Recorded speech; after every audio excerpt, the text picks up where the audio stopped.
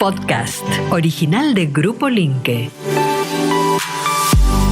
Nordeste Podcast.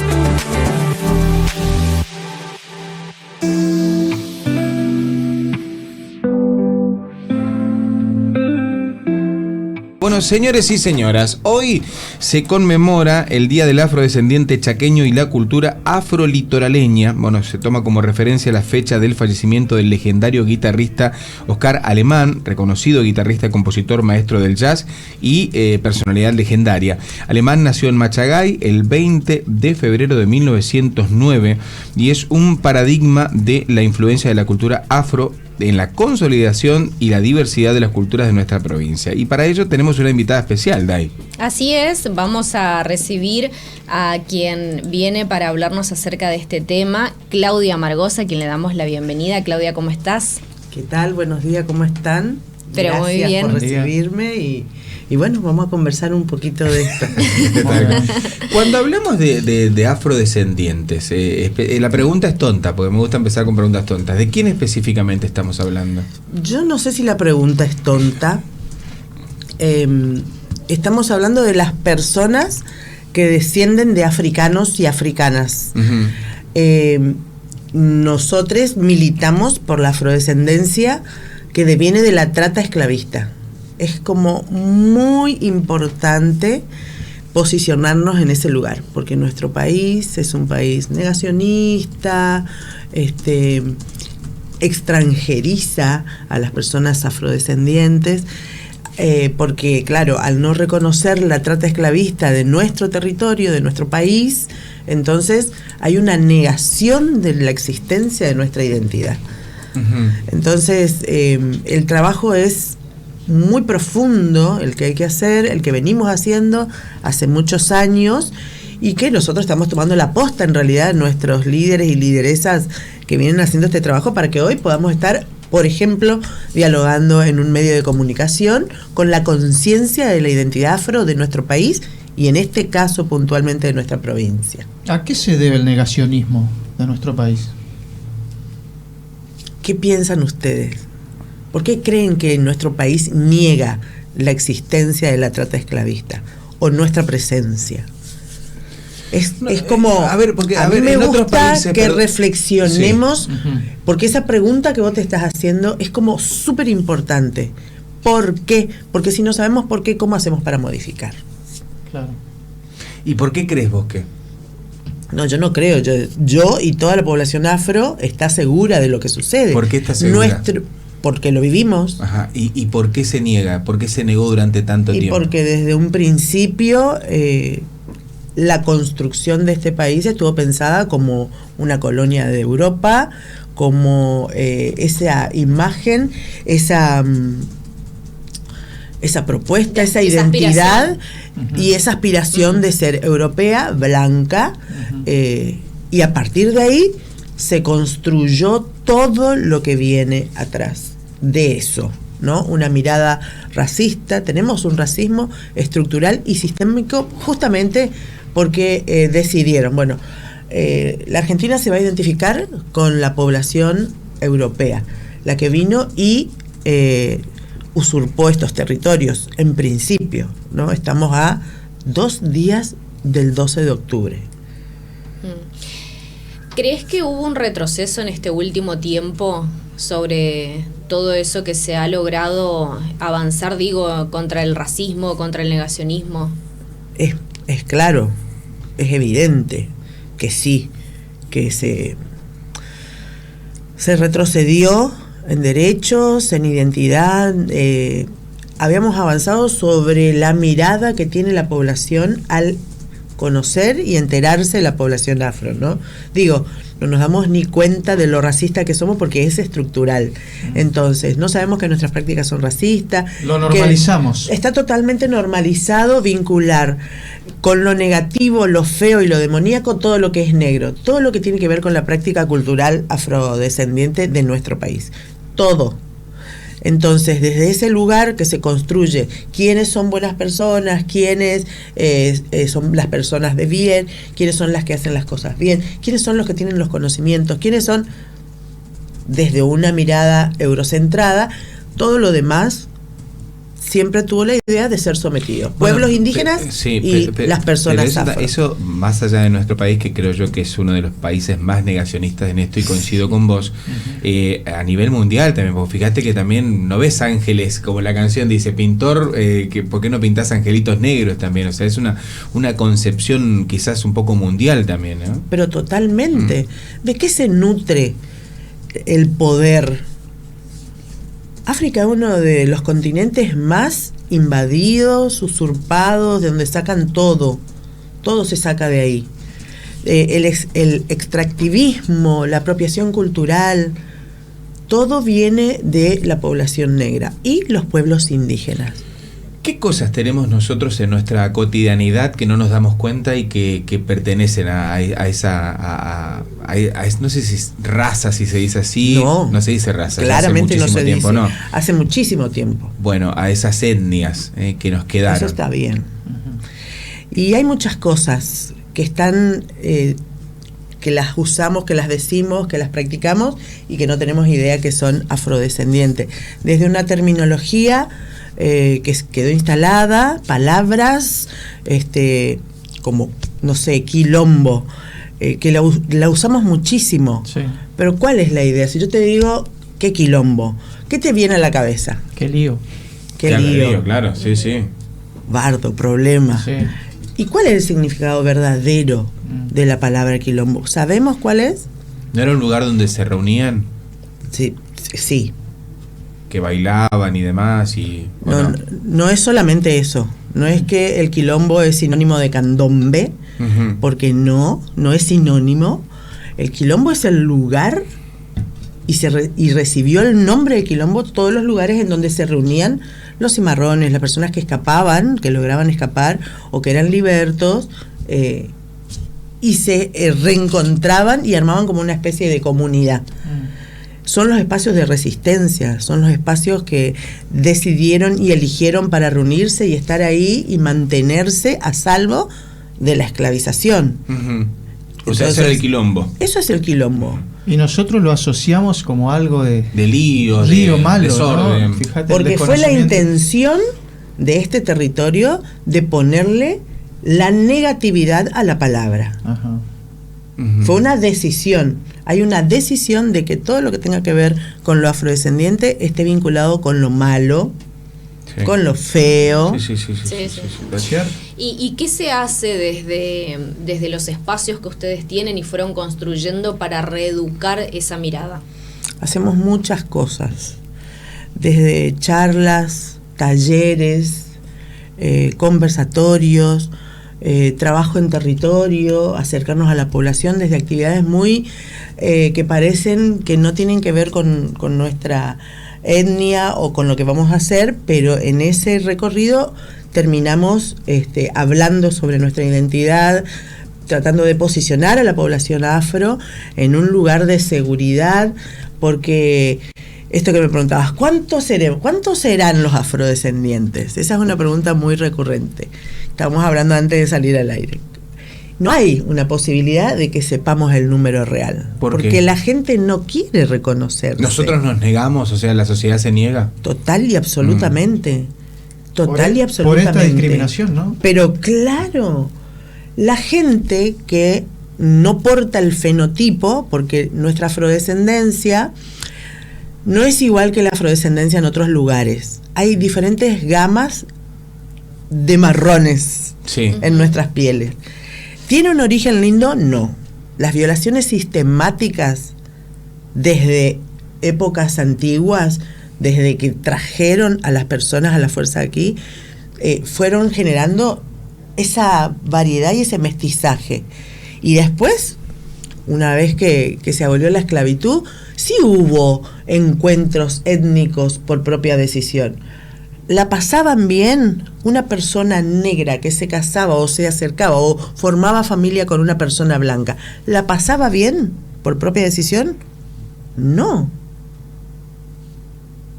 Había una decisión, sí, pero de ahí a que ese vínculo tenga un pasar amigable en la sociedad, no era así. ¿Y que se casaban obligados o a veces obligados por una vida mejor o querer aspirar a otra cosa? Contame un poquito más de eso. Y eso es algo como muy íntimo de cada familia. Ajá. No son historias que se hablen. También me decía, ¿será que somos afrodescendientes? Y a esta altura en Argentina es difícil que no tengamos un gen afro dando vuelta por ahí. Porque pasaron cosas que no estaban buenas. Porque la empleada de tu casa era una persona negra. O una mujer o un varón. Esas mujeres que vivían en el fondo del patio, que era la empleada, resulta que era o tu mamá, o tu abuela, o tu tía, porque pasó algo que no estaba, viste, muy claro, medio turbio.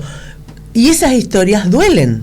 Sí, totalmente, pero a ver, también un paso para reeducarnos es reconocer esa historia, que es nos necesario. duele, lo que nos rompe, lo que nos quiebra, es necesario reconocerlo. Ahora, ¿qué es cuáles son las riquezas culturales que nos dejó o que nos deja o que con las que todavía convivimos? Vos sabés que cada vez que vamos a dar charlas sobre, por ejemplo, lo más evidente que tiene que ver con la música, la danza, se sorprenden cuando decimos, bueno, hasta el chamamé tiene su vinculación con la negritud. Los guaraníes con los afro. El malambo, la chacarera, el rasguido doble. El bombo. El bombo es hijo de los tambores. El bombo es hijo de los tambores. Hay una reacción así, candombe, milonga, tango. Esa es la evolución del tango. El ritmo de nuestro folclore está muy metido. Pero está totalmente atravesado por la negritud. Nosotros decimos, bueno, a ver, ¿qué comida representa la Argentina? Un asado con achuras, empanadas, locro. En todo eso hay negritud. A ver, ¿en qué, por ejemplo? Las achuras eran las comidas que tiraban los patrones porque no las comían, y de tirar esa comida surge la creatividad afrodescendiente en Argentina. Entonces no es una comida africana que la trajeron de la diáspora. Es una comida que se creó acá a través de la creatividad de las personas. Sí, porque había que comer. Si yo digo negro, ¿es peyorativo? Depende de tu intención. Depende de la carga que le da la palabra. Total y absolutamente. Y aparte también depende que la persona acepte que vos le digas así o no. Claro. Y eso hay que respetarlo. Claro, claro. Eso hay que respetarlo. Lo que para algunos no es ofensivo, para otros sí lo puede ser, ¿no? Por su historia. Así como estamos hablando, ¿por qué yo no sé si soy afrodescendiente? Y tiene que ver con algún dolor guardado en la familia o alguna vergüenza. Bueno, de la misma manera es esto. O tal vez porque no lo sabemos. O sea, yo no sé quién es mi papá biológico, digo, o sea, no puedo conocer mi historia hacia atrás con él, pero sí con mi lado materno, por ejemplo. Claro. Y no quiero que se suene peyorativo justamente, pero ¿qué pasó con nuestros negros? Se mestizaron, nos mestizamos. Yo soy afrodescendiente, pero también tengo sangre italiana, también tengo sangre española. Pero, por ejemplo, en otros países como Brasil, uno ve en Latinoamérica o Colombia, por ejemplo, hay más presencia de Ecuador mismo, de etnias más puras. ¿Y por qué acá? ¿Qué pasó acá? Es el mestizaje, es la mezcla. ¿Y en esos países no hubo tanto mestizaje entonces? Y hubo como acá los blancos y acá los negros.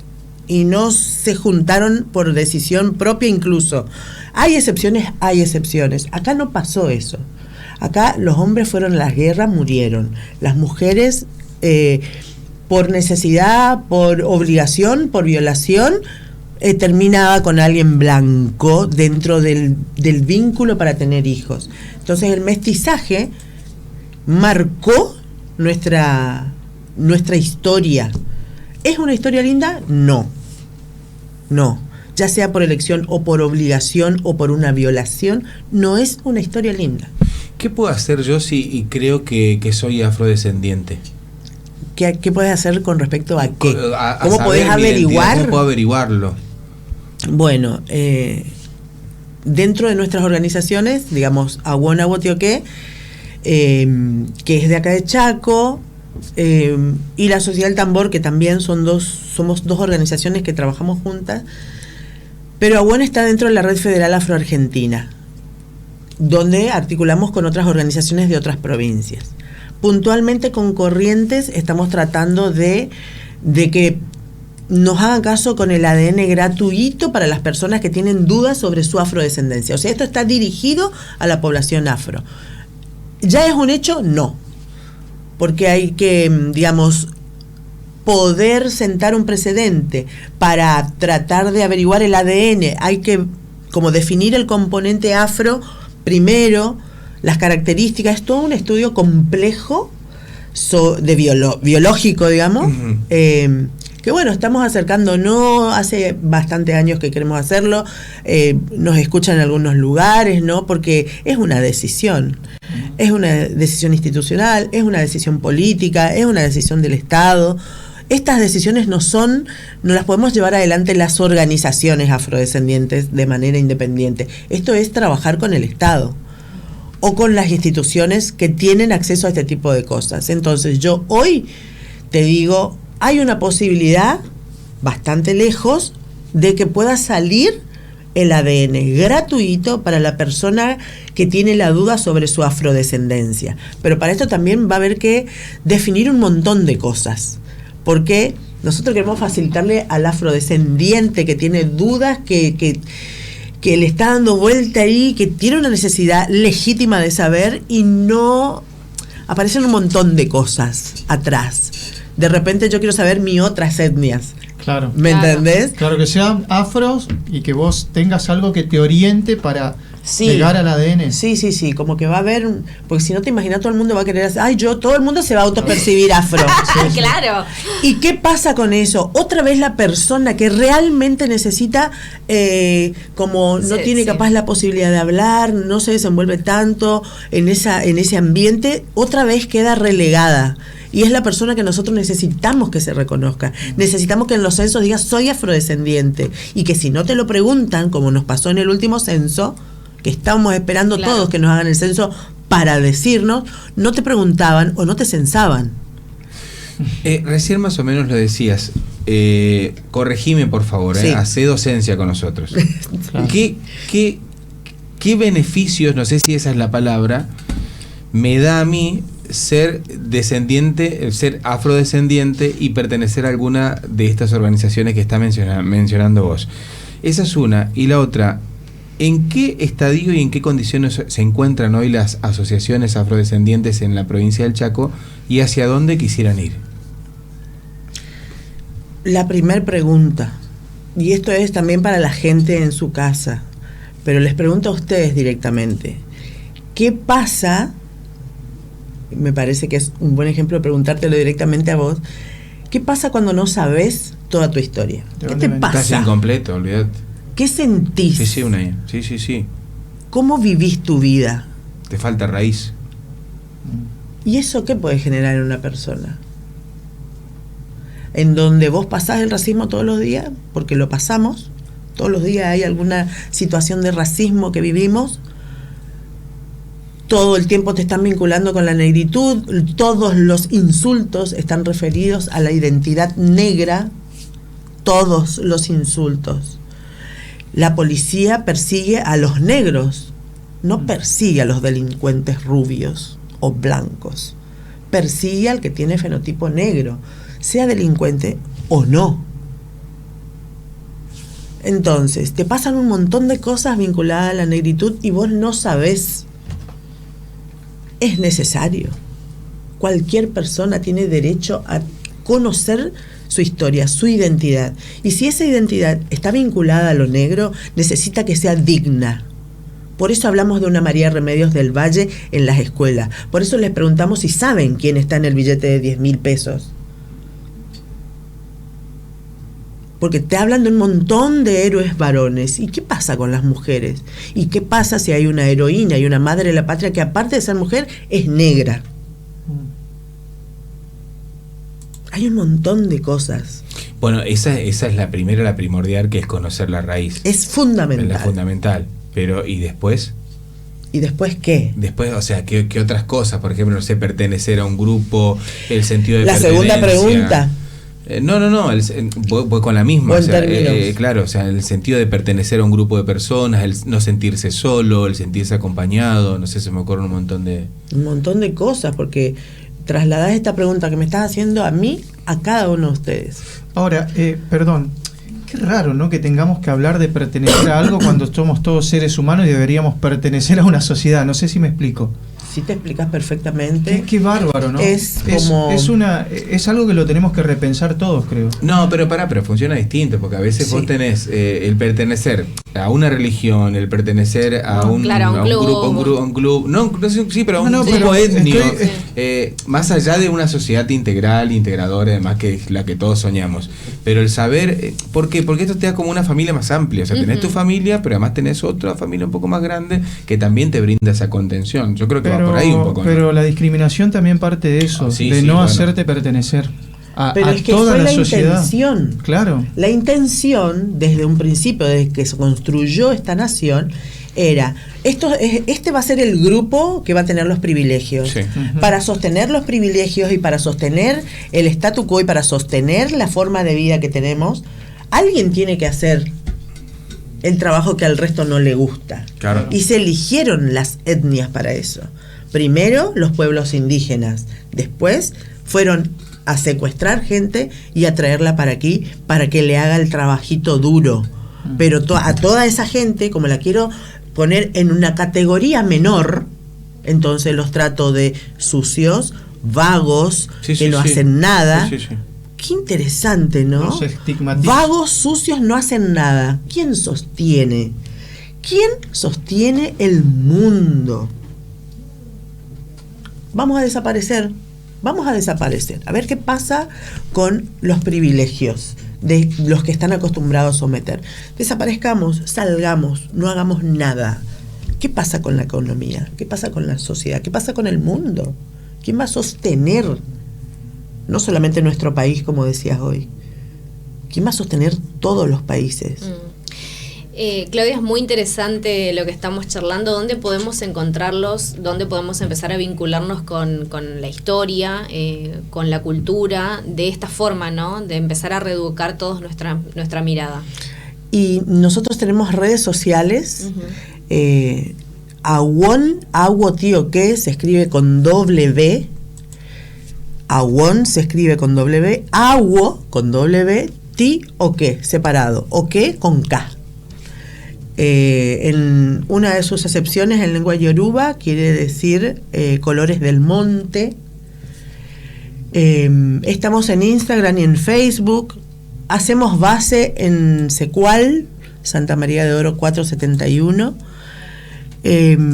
Y trabajamos con diferentes espacios culturales y educativos. Antes trabajábamos mucho, ahora no, hablando un poco de estos tiempos y de cómo estamos, esas articulaciones que hacíamos con los diferentes espacios del Estado no se están dando en este momento o se dan de manera muy chiquita, con lugares muy puntuales, pero seguimos sosteniendo. Damos charlas, talleres en las instituciones porque hay un racismo importante, lo que hoy le dicen bullying, pero en todas las charlas que hacemos todos los años siempre salta el racismo.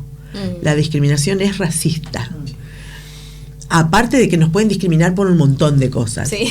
Pero la que salta primero tiene que ver con ser negro, con ser mujer. Nosotros el otro día lo contamos porque nosotros los tres somos oscuritos. Sí. Claro. Y sabes que una de las cosas una de las cosas que nos pasa, que cuando vamos a una tienda de ropa, tenemos al tipo que nos va al seguridad que nos va persiguiendo. Para otra cosa. O le decimos, queremos pero mirá, acá están estas que te salen, te dan una oferta. Sí. O sea, es como que no podemos pagar algo. Sí. Y todo el tiempo lo vivimos eso y lo contamos todo el tiempo. Nosotros lo contamos, nos reímos de eso, pero en realidad lo sufrimos en su momento. Hoy ya lo entendemos de otra forma. Sí, claro. Y tenemos herramientas quizá para defendernos, pero eso nos sigue pasando. Nos sigue pasando de entrar a una tienda y que te digan, no tenemos ofertas. Sí. Me pasa. ¿Y en qué momento te pregunté? Exacto, pero ¿sabés qué me pasa, Claudia? Y a mí igual me encanta que me pase.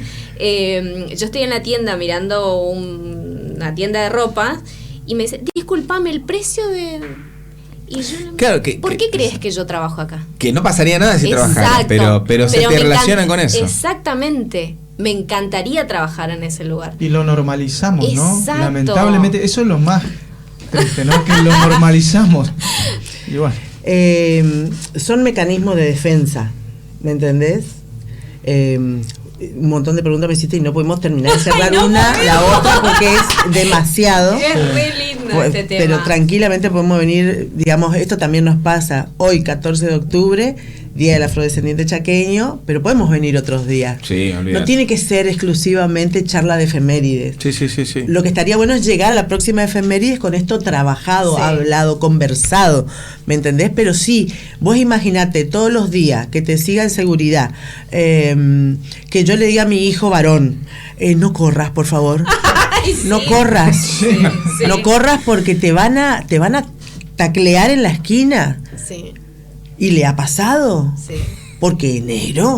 Sí. ¿Me entendés? Mis amigos estaban en la parada de colectivo yéndose a comprar un pantalón porque era un cumpleaños de 15 y eran las 7 de la tarde, casi oscurito, ¿viste? Y pasó la policía y lo llevó preso.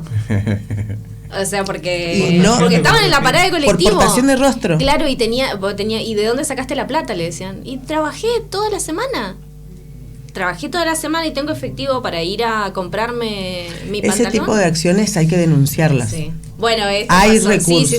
Sí. No sé hoy si es distinto, pero esto pasó hace casi 10 años, sí.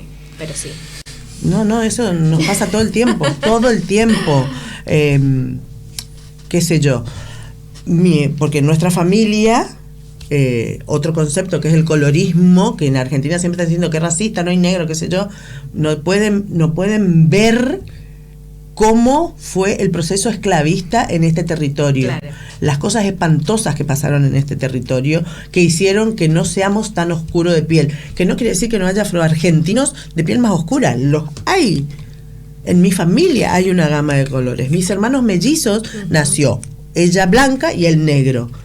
Con mi hermana blanca nos vamos a un lugar, las dos, y la gente le habla a ella. Claro. No me habla a mí. Sí, me pasa lo mismo con mi hermana. Lo último que te pregunto, ¿qué libro me recomendás para leer para entender un poco más esto? O varios, no sé. Sí, a mí me pasa que para entender la afrodescendencia en Argentina, vos no vas a encontrar libros de personas negras que abren sobre esto, la identidad negra afroargentina. Y yo te puedo recomendar algunos libros, pero son de personas blancas que escribieron sobre nosotros. Y a mí no me gusta. Claro. Y no me gusta, así te lo digo un poco. Te puedo recomendar algunas cosas porque hay gente que ha trabajado con nosotros, con nosotras. Entonces su mirada y su escritura fue ahí un poco guiada, pero ahí también hay racismo. Te citan como objeto de estudio, pero no te dan participación en el libro. Lo correcto es darle participación en el libro a la persona afro. Lo correcto es que le digas a una persona afro que te pase su apunte, que vos vas a ver cómo se lo imprimís. ¿Me entendés? Siempre son editoriales alternativas lo que hay escrito. ¿Me entendés? Claro, no lo vivieron en primera persona. No te dejan. Y para llegar tenés que tener títulos posgrados, universitarios, porque está establecido así. Porque todos los ámbitos están hechos para categorizar a las personas, por ese plan de hace mucho tiempo atrás. Es el mismo hasta el día de hoy. Entonces, hablan de temas afrodescendientes, pero no son las personas afrodescendientes las que están tocando esos temas porque no tenés el título. No, es una decisión política nuevamente. Las instituciones tienen que llamar por perfil hasta que se genere de aquí a 5 décadas. Escucharon, ¿no? 5 décadas. Personas afrodescendientes con títulos y también con una mirada crítica, porque hay personas afrodescendientes con título, no se reconocen y tratan de perderse lo más posible en lo europeo. Tal cual. Claudia, muchísimas gracias. Nos a quedaríamos ustedes. toda la mañana. Les voy a pasar algunos materiales para que puedan leer. Dale. Pero bueno, con esa lectura con una mirada negra y no blanca. Perfecto, ahí estaba. Claudia Margosa, afrodescendiente, estaba contándonos y ayudarnos a entender también un poco, porque hay miles de errores que nosotros seguimos cometiendo, seguimos metiendo la pata porque no sabemos. Pero es y es buenísimo que se haga docencia sobre estos temas. Evolucionemos, sí, tal cual. Nordeste Podcast. Los mejores momentos de la radio de tu vida. Nordeste y vos. ¿Conectados? Siempre.